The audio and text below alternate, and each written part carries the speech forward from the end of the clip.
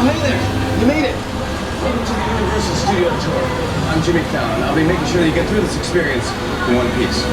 You've got the very best guide. Larry. And the greatest driver. Larry. They're the best. I love them.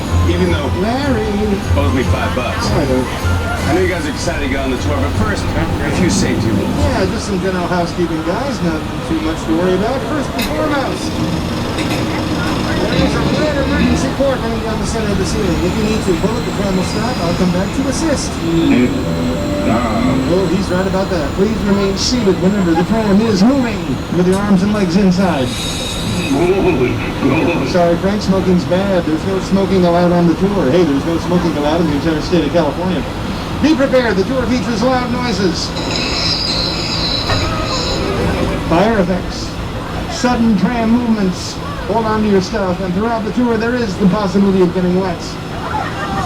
Now we want you to take pictures. Oh, the pictures that you like. The only thing we request is no selfie sticks. And once again, please keep those face coverings on at all times. Alrighty then. Welcome to the oldest continually operating motion picture and television studio in the entire United States. Universal Studios is over 100 years old. Our founder was a European, a German in fact, by the name of Carl Laemmle. He began what was then known as the Universal Film Manufacturing Company in New York City in the year 1912. New York City? Yeah, New York City. The entire American movie industry began on the east coast of the United States. Bit by bit, though, everybody came west, and then included our founder, Mr. Laemmle. Just 2 years after he got things started, in 1914, he came west and bought 200 acres of California real estate and began Universal City Studios, an actual self-contained city dedicated to filming, to production. We still consider ourselves a city, as a matter of fact. We have things you could only have in a city. For example, here at Universal, we have our very own zip code for our mail. Don't share it with anybody else in LA, and we have our own fire station, which you can see on your right, station number 51. That's not a set, that's a real fire station with real firefighters, brave first responders over there. The name, by the way, that was entirely fictional, Station 51. Many years ago, we had a television show called Emergency. I have to say it like that because there was an exclamation point in the title, running on Emergency. The fire station is station number 51. When we built the real one, we took the fictional name, slapped them on the real station. Now, our studio is divided in half, front lot and back lot. We're going to start by taking a quick run through the front lot. This is primarily where you find sound stages. Now, a sound stage is a huge building. On the outside, it looks like an airplane hangar. But inside, that's where movie magic takes place. Well, let me show you one. It's over on your left, stage number 12. Currently, the biggest sound stage we have here. As we come around the front, look back over your shoulders at the front, you'll see this is where they used to do the voice inside that building. Now, the voices moved to different sound stages. I'll point those out later. But look at some of the other things done inside stage number 12.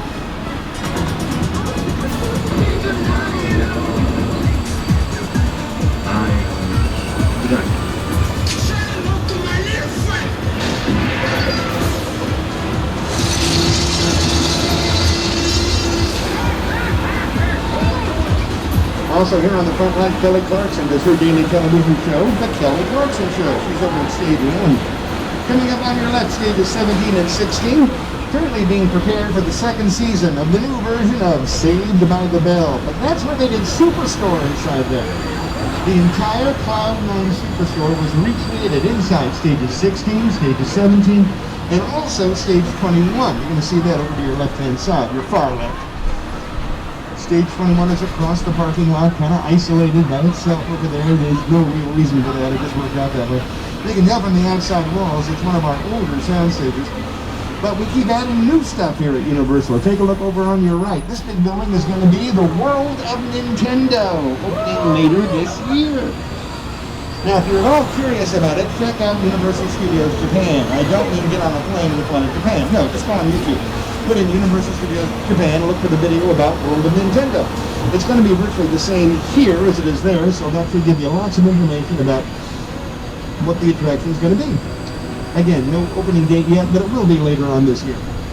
Now, ahead of us on the right, we have a whole series of sound stages numbered in the upper 20s, 30s, and 40s.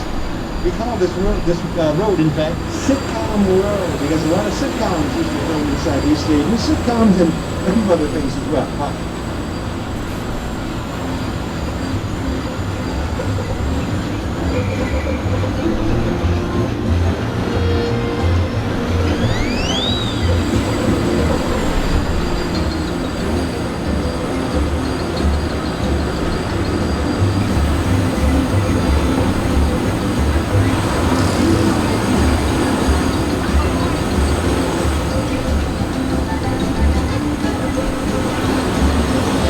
through that list, you can add the new show, Mr. Mayor, coming back for the second year on NBC, starring Ted Danson and Holly Hunter. Speaking of Ted Danson, over on your right, there's stage 44. He spent a lot of time in there. That's where they did interiors for the Good Place, and now it's being used as interiors for Good Girls. Yes, over on your left, there's Ted, raising his glass, toasting your presence here. Thank you, Ted. It is indeed 5 o'clock somewhere. Behind Ted, you'll see a series of bungalows. These bungalows used to be dressing rooms for all the movie stars we had under contract here. Now, this is going back to the days of old-time stars like Rock Hudson, Doris Day, Jimmy Stewart, Tony Curtis. Today, though, things are different. Stars use big mobile homes, very elaborate trailers as dressing rooms. Those trailers are just as comfortable inside as any of these buildings, trust me. Plus, they're on wheels. Stars take them with them every place they go. When that became commonplace, we converted these into offices for producers, directors, and writers, primarily. Look up the alleyway there on your left for the MP. That's Mark Platt Productions. Mr. Platt produced the Broadway show Wicked, and he's going to make the movie version of Universal. It's in pre-production. Also on your left, bungalow 5195. For years, that was the office of the legendary director Alfred Hitchcock.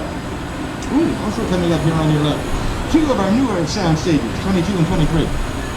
I know from the front this looks like one big building, but there are actually 2 different sound stages in there. Originally built about 5-6 years ago. Currently being used by the TV show Keenan, starring Keenan Thompson and Don Johnson. Take a look down the street over here on your left. That street is the official dividing line between the front lot and the back lot. So from now on, we're on the back lot. Outdoor property set up for outdoor filming, so back here, outdoor sets. Get your first glimpse of some of them over there on your left, looking very nice. I'll tell you what's going on over there later. Right now, let me introduce you to Peter Jackson. He's going to get you guys up to speed on King Kong. It's the original King Kong that made me watch it originally. I saw that movie on TV when I was about 8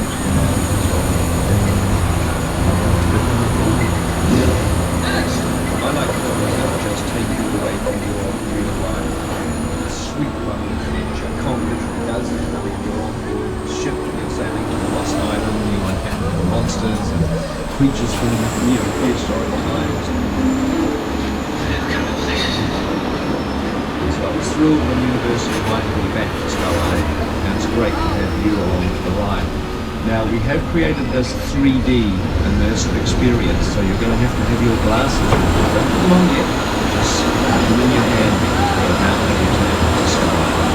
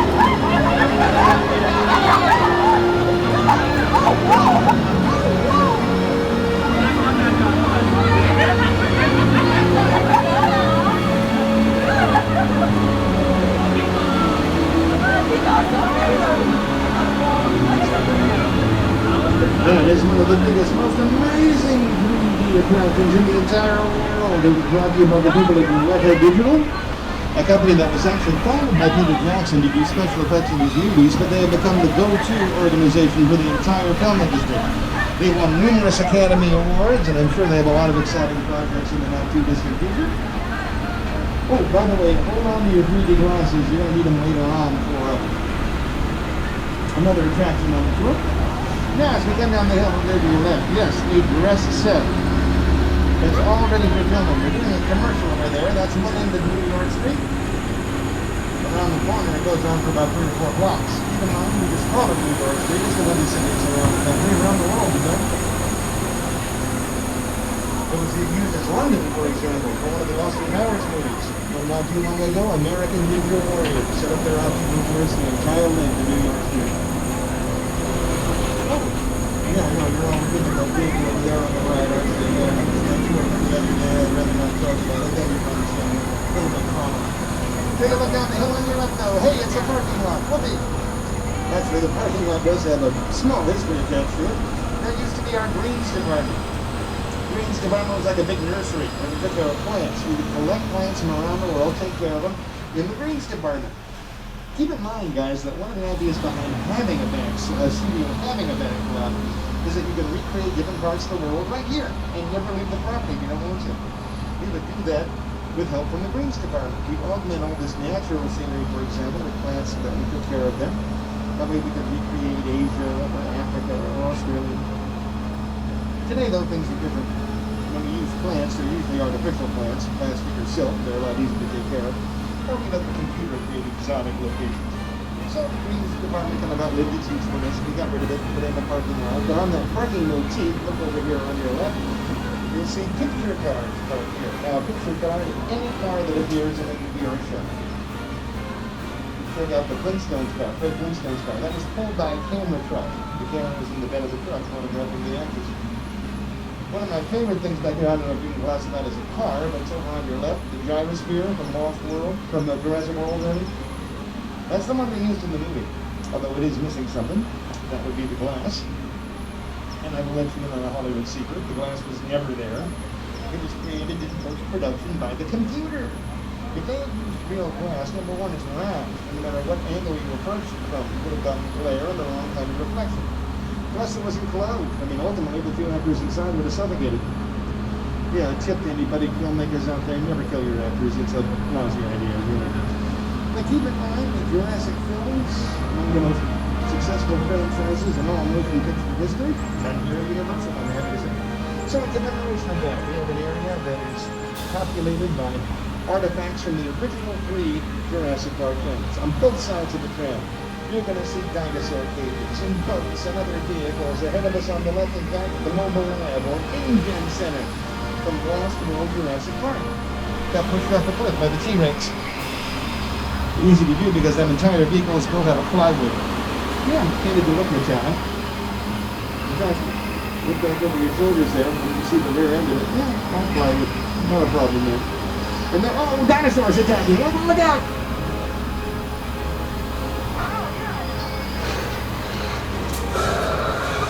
And you didn't think that was bad. Wait for the fire hose coming out of the mouth of the dinosaur on your left. Get ready to duck! No, it's not going to happen. Not going to happen. Yeah.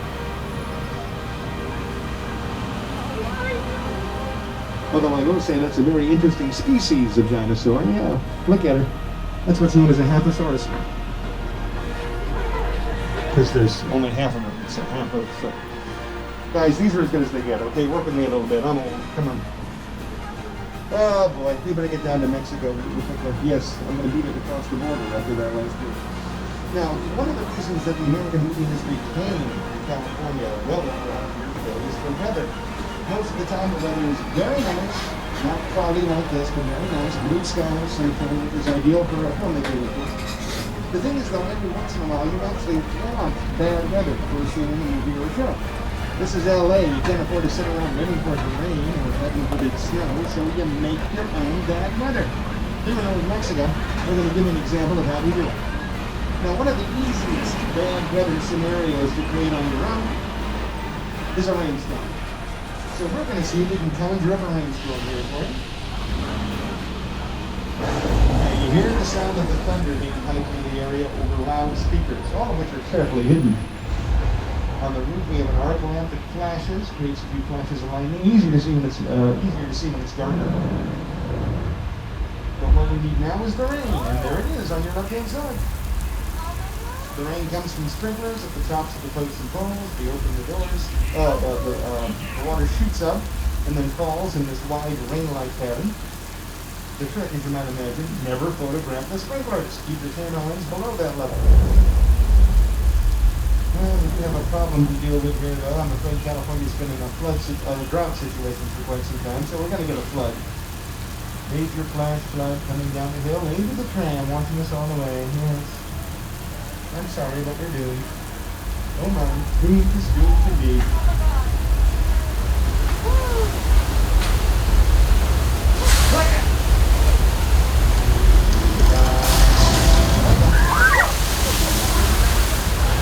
Welcome to the short trip at the top of the hill. You open the doors, the water comes rolling on down. We collect the water down here, pumping back up to the top of the hill again. We use the same flood all day long. It's a California flood. It's 100% recyclable. Now, here's a somewhat drier section of Old Mexico. This area has been very popular for a number of years.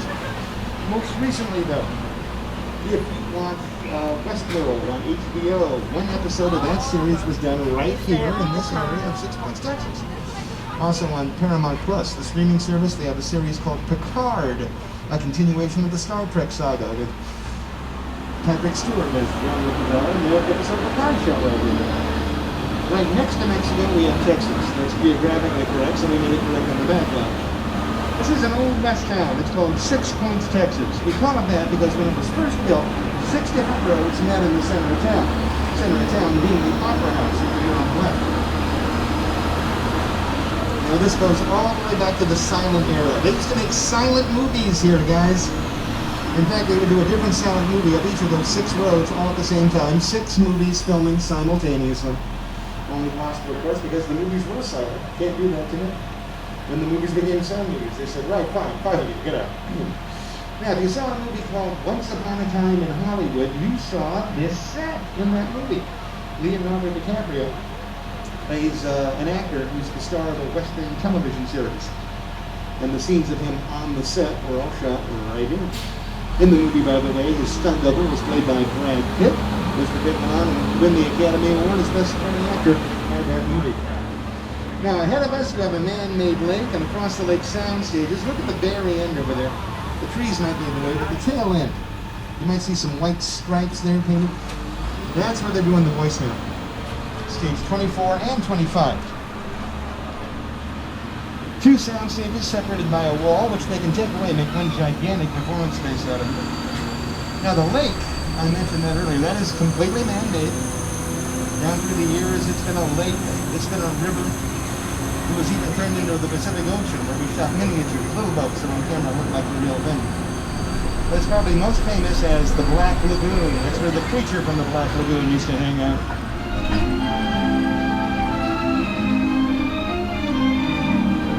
All of that filmed in the little lake to the left. Now, up ahead of us here, we're going inside one of our sound stages. Now, this is sound stage number 50. It is one of the smaller sound stages on the lot, but it's still big enough to allow the entire tram to fit inside. Now, if I read the papers correctly, all you guys from California, right? You're all Californians. Yeah. I love it when I get non-Californians in here. I tell them it's part of the California experience.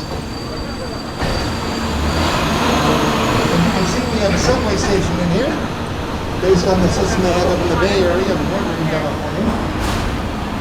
But again, we have a part of the California experience. And unlike real life, guys, we're going to get a little warning. Okay? A little warning symbol. As I said, you're going to get this in real life. Here it comes. Yeah. That's the warning shot across the bow. Get ready for the big one. Here we go!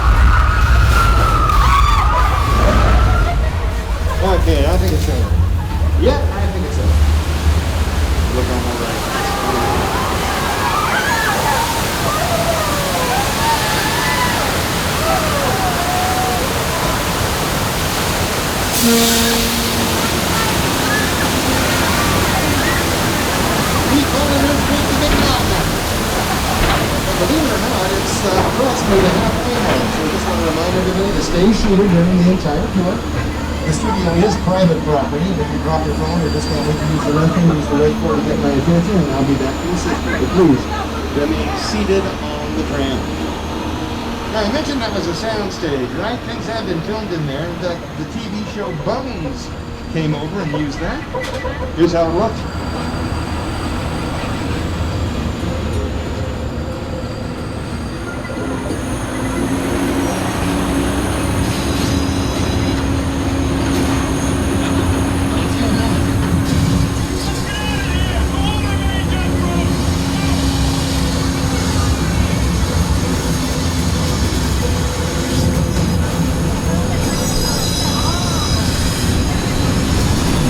Well, I've had enough of the big city. Let's go to a nice quiet on East Coast fishing village. There it is on your right, Amity Island, and there's the music. Man, that's bad news.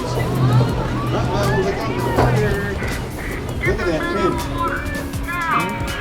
That is one big shark. But don't worry, he's not after us, guys. He's actually after the diver right by the police boat. Yeah, I'm afraid this is not getting into it. Yeah, but I tell you. That's a shame, really. He was a nice guy. I liked him. Look at the blood. Guys, don't sweat the blood. Club soda takes out any stains in about 10 seconds. It'll be fine. The shark will now be coming after us. But worry not. I have a plan. We will hide just the other side of these highly unstable, flammable gasoline tanks. Look good on paper. Look, there goes the pier. That means the shark is... Oh, I don't like the fact that that gasoline hose is dancing around. Nothing being only the one thing.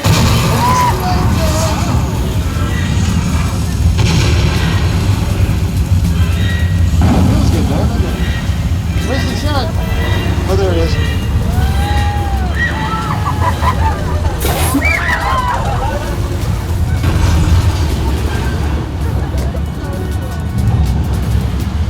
I tell you, that's an oldie but a goodie on the tour, the shark from Jaws, and it never fails, right? You're sitting there going, I'm ready, I'm ready, I'm ready. He comes out of the water, boom, oh, I wasn't ready. Never fails. As the shark slowly sinks in the west, let me show you the shark's name. It's not Jaws. The shark's name is Bruce. Yeah, when Steven Spielberg made the first Jaws movie all those years ago, he named the shark Bruce. We've been calling him Bruce ever since. Now, he came up with that name because Bruce is the name of Spielberg's lawyer. That's what you call professional courtesy. The gentleman, by the way, his full name is Bruce Raymer. He is still Steven Spielberg's lawyer. And he enjoys the fact the shark's named after him. Yeah, the shark's named after me. I don't know how often that comes up in court, but anyway. Now, in your cameras off the left-hand side, there's a lovely panorama of the entire village of Indiana. I love this show. This town, by the way, was also used as the principal set for a very popular television show, Murder, She Wrote, with Angela Lansbury.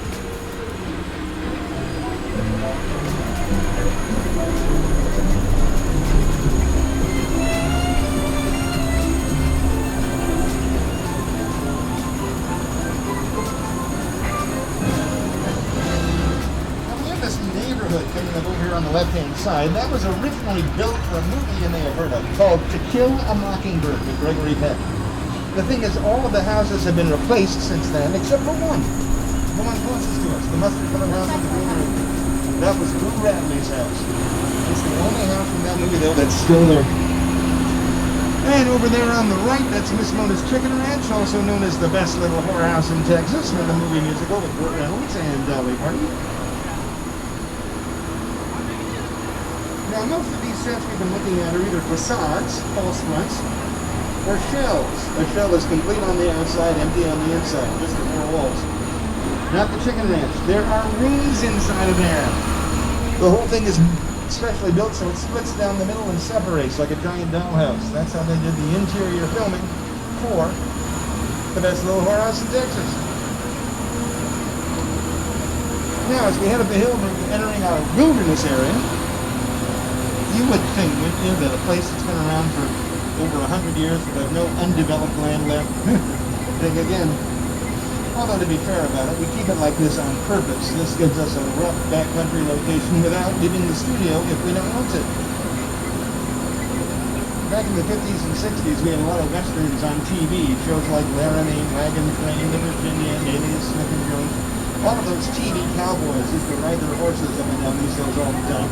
And the area still gets used today. A show like CSI or NCIS will find a body out in the woods somewhere. They always come here to film. That's because the other studio facilities, sound stages, makeup, very close by. All right, guys, prepare yourselves for the most unusual used car lot in all of LA. We're taking you to Crazy Norm's used cars.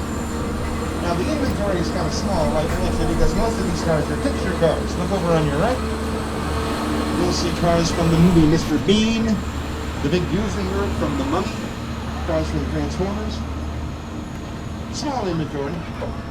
But Crazy Norm will meet or beat any deal in town. One of the reasons the inventory is small is because used cars are a sideline for Crazy Norm. He spent most of his career in motel management. His full name is Norman Bates. Take a look on the right. We have the Bates Motel up on the hill, half hidden by the trees, but it's up there, trust me, the Psycho House. All of this originally created for Alfred Hitchcock's classic Psycho. Now, we're not going to see Norman today. He's still in the home, if you know what I mean. But we are going to show you the house. We'll drive right by the front door. Position your cameras over on the left-hand side. Keep in mind, this is the original house from the original movie. It's been on the backlot since, are you ready, 1959. Of course, we have to have the right soundtrack. Here we go.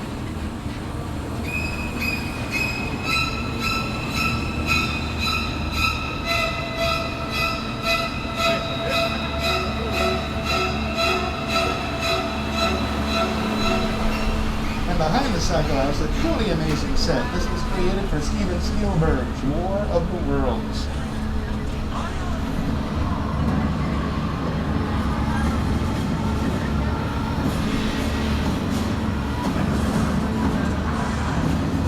That, by the way, was a real Fish 747. It actually flew once for a major airline. Flew for many years, had a lot of miles on it.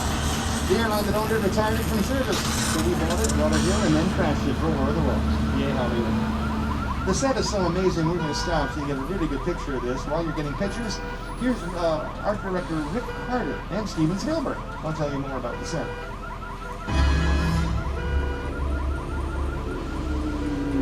The airplane crash site set is a perfect example of a set that is all designed around a vision that Steven had. When we first began to sit down to talk about the War of the World, I thought, what if the 747 goes down right in a big neighborhood? Because it's just something you don't see. You're doing good. You're doing good. Keep listen to me. Listen to me. Listen, I want you to close your eyes, okay? Now closed.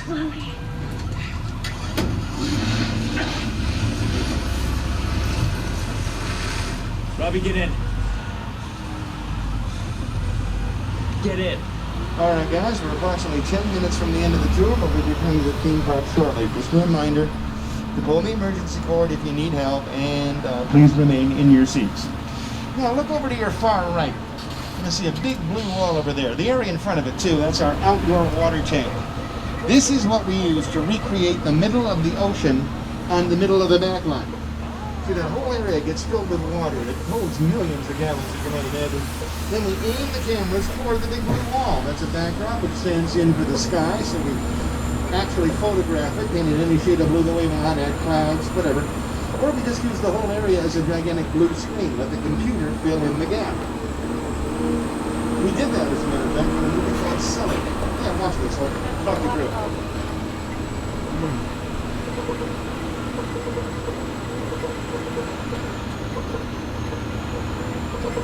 Now that's inside a soundstage. This is the water tank.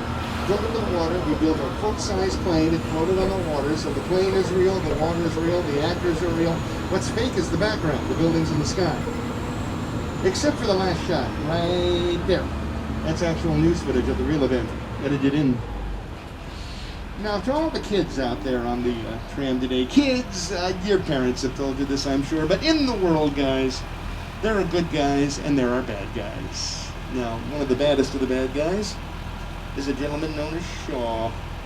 Anybody who's seen a Fast and Furious movie knows about him. The thing is, Shaw is after this tram. Somebody on this tram who's a witness to something they should not have seen. Well, you know how it goes. So we're going to protect that person as best we can. We're going to hide out. Got a great hideout.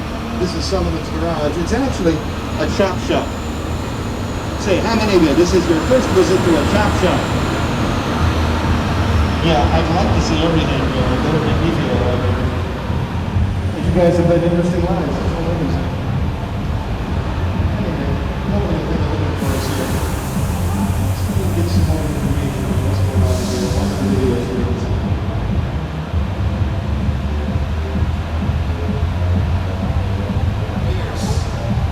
Pleased to meet you.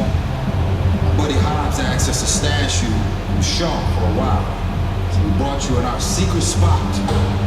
Alright, look guys, we're gonna keep Shaw from finding you, but to keep you safe, we need your help. We don't want the syndicate tracking us, so put away your cameras and turn off your cell phones.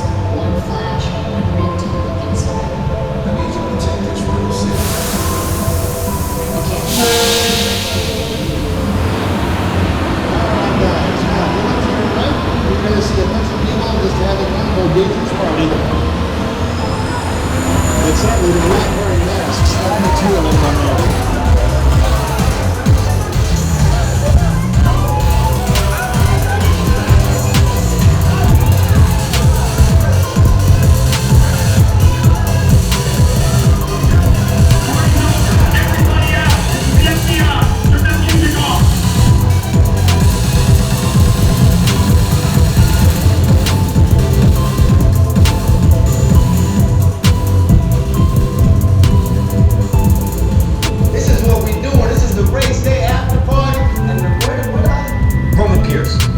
FBI, don't move.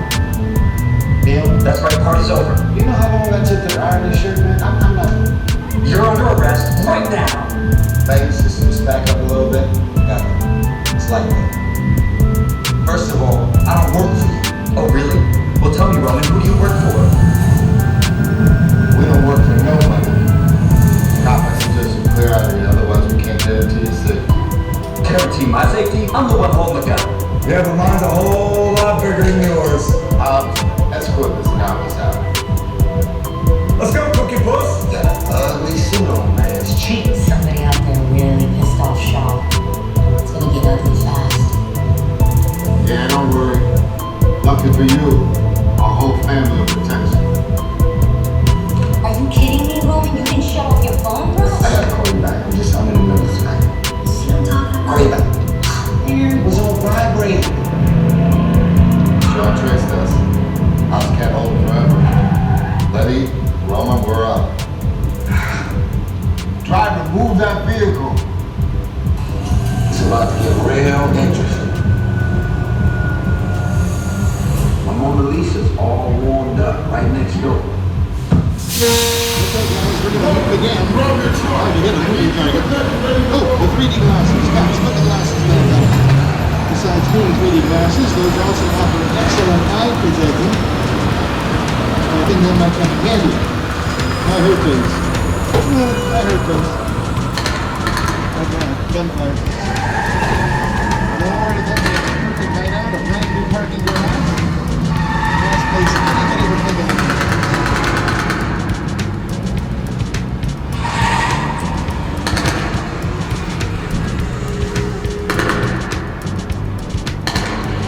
Which one of you is the witness? Speak now or you all get fried! This is our turn. After that!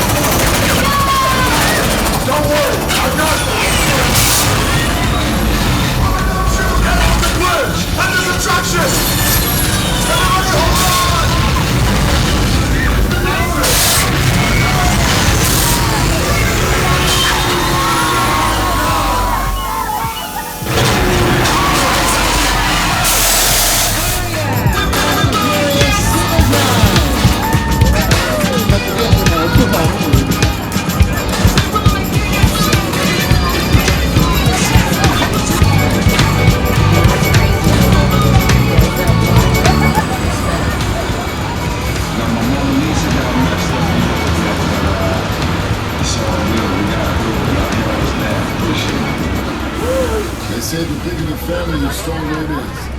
You guys get good out there. I'd be welcome to join our crew anytime. Alright everybody, we're nearing the end of our journey. I'd like to thank each and every one of you for taking the world famous Universal Studios tour. Oh, got an insider tip for you. Download the Universal Studios Hollywood app on your smartphone to stay up to the minute on park information, including info on our newest attraction, Secret Life of Pets Off the Leash. On behalf of our driver Ronnie, myself, and everybody here at NBC Universal, we hope you enjoy this exclusive behind-the-scenes Hollywood experience. As we return to the park, a reminder to follow all team member instructions closely when you board and disembark rides and enjoy our attractions. Also, please remember to wear your face coverings at all times, maintain proper social distance, wash your hands regularly, and use hand sanitizer. 2002 was an amazing year, but thank heaven for the movies.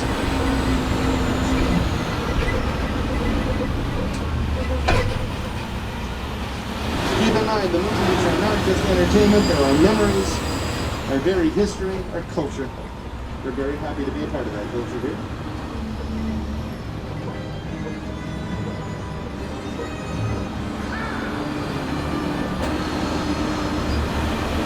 Alright guys, take the time to gather up your personal belongings. Don't leave anything behind. Thank you all for coming in. Please watch your step too, getting lost. Thank you for coming to see us. Enjoy the rest of your day at Universal Studios Hollywood, entertainment capital of LA. Bye-bye, everyone. So that was a tram tour. What did you think of your first time on that tour? It feels like all Universal Orlando stuff in one ride. Basically.